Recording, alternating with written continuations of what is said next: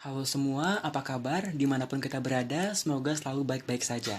Sambil membayangkan suara deburan ombak, sepertinya sudah tidak terasa bahwa kehidupan dalam kondisi seperti ini sudah berjalan lebih dari 1 tahun. Ya, kita masih dalam suasana terancam oleh keberadaan virus yang terkenal dan siapa yang tidak mengenalnya. Berbicara tentang sebuah ancaman, maka akan terdapat pihak yang mengancam dan pihak lainnya yang diancam. Pernahkah dari kita memikirkan bahwa ternyata sekarang posisi kita semua sebagai yang diancam, namun sadar atau tidak, percaya atau tidak, kita bisa saja pernah ataupun sedang menjadi pihak yang memberikan ancaman. Well, saya Baba Kresna, seorang mahasiswa biasa yang akan berbicara tentang lingkungan dan alam. Berbicara tentang di mana kita menumpang hidup. Ya, kita hidup di suatu lingkungan di alam ini. Semua aktivitas yang kita lakukan pada akhirnya merupakan sebuah cara untuk bertahan hidup. Tetapi, apakah hanya kita yang mencoba bertahan hidup di dunia ini? Akan sangat egois jika kita berpikir hanya kita saja yang mencoba bertahan hidup. Ketika faktanya, ada makhluk hidup lainnya yang mencoba bertahan hidup dan melawan ancaman sama seperti kita saat ini.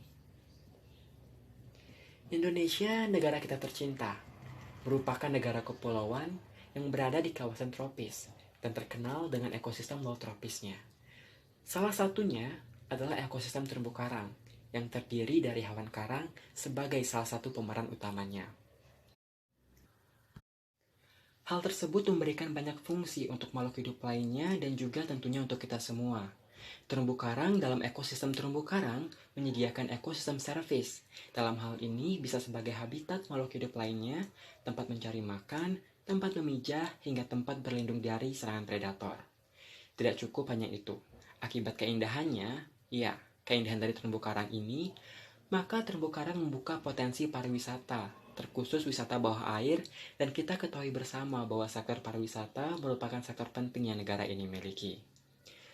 Namun, kelangsungan hidup ekosistem terumbu karang mendapatkan berbagai ancaman kerusakan akibat aktivitas antropogenik atau aktivitas manusia. Menurut Santoso dan Cardono 2008 dan juga menurut Eby et al. Tahun 2011. Misalnya, praktik penangkapan ikan yang menggunakan alat tangkap yang tidak ramah lingkungan yang masih banyak terjadi yang dapat merusak ekosistem terumbu karang. Hingga aktivitas manusia di darat yang memicu tingginya sedimentasi masuk ke ekosistem ini.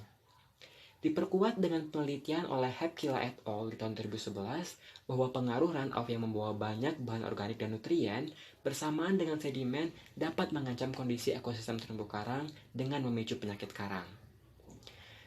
Fakta-fakta pendukung lainnya dalam penelitian Kaczmarski dan Richardson 2011.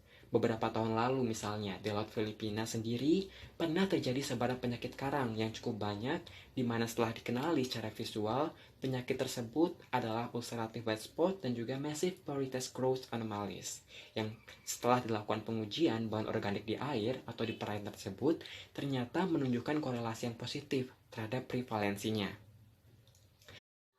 Maka secara sederhananya, ketika bahan organiknya tinggi, maka sebaran atau prevalensi penyakit karangnya pun juga tinggi. Nah, yang menjadi pertanyaan, bagaimana bahan organik dan nutrien meningkat dapat meningkatkan penyakit karang? Jadi hal ini berkaitan dengan mikroorganisme di perairan dan yang berasosiasi dengan karang, serta kebutuhannya terhadap bahan organik dan nutrien dalam sistem tubuhnya, seperti nitrogen hingga bahan organik karbon. Ketika bahan organik dan nutrien ini meningkat, maka pertumbuhan dan jumlahnya juga akan meningkat. Maka ini termasuk juga mikroorganisme yang dapat menyebabkan penyakit karang. Sehingga ketika jumlahnya meningkat, maka mikroorganisme ini akan menyebabkan kerusakan di jaringan karang tersebut. Lalu bagaimana dengan bahan organik dan nutrien tersebut bisa meningkat?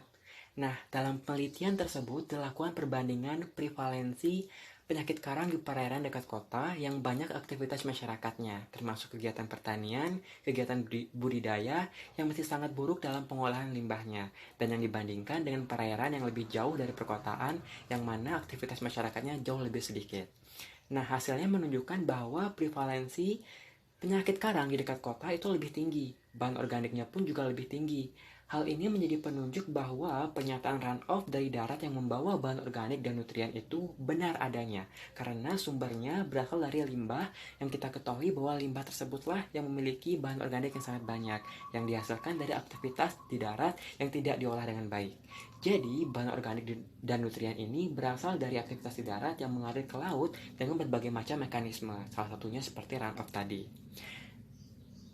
Terlepas dari fakta-fakta tersebut, penyakit karang dilaporkan dalam beberapa dekade terakhir ini terus mengalami peningkatan menurut Ward dan Lafferty di tahun 2004. Dan kabar buruknya untuk kita semua, penyakit karang menjadi penyebab penting dalam penurunan jumlah populasi karang di dunia. Hal ini menurut Shaw dan juga Caldwell di tahun 2019. Jadi ketika terumbu karang ini hilang, atau karang ini hilang akibat penyakit karang, maka fungsi ekosistem terumbu karang yang telah disebutkan tadi pun juga akan hilang, dan hal ini akan sangat disayangkan. Meskipun tidak dengan disengaja dan tanpa diketahui ternyata aktivitas kita turut memberikan ancaman kepada karang di ekosistem karang. Hal inilah yang akan menjadi semakin berbahaya. Kenapa?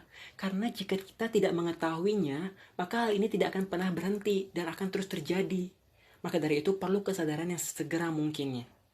Mulai dari hal sederhana yang bersifat konseptual, seperti pastikan segala bentuk aktivitas yang dimulai atau apapun yang kita mulai di darat berakhir dengan baik di darat pula.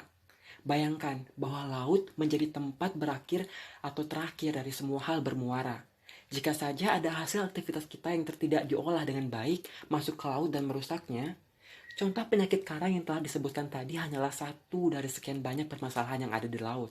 Pernahkah kita bayangkan dampaknya jika hal-hal buruk tersebut terakumulasi dan terus dibiarkan? Mari pelan-pelan berhenti mengancam makhluk hidup lainnya, karena kita tahu bagaimana rasanya diancam.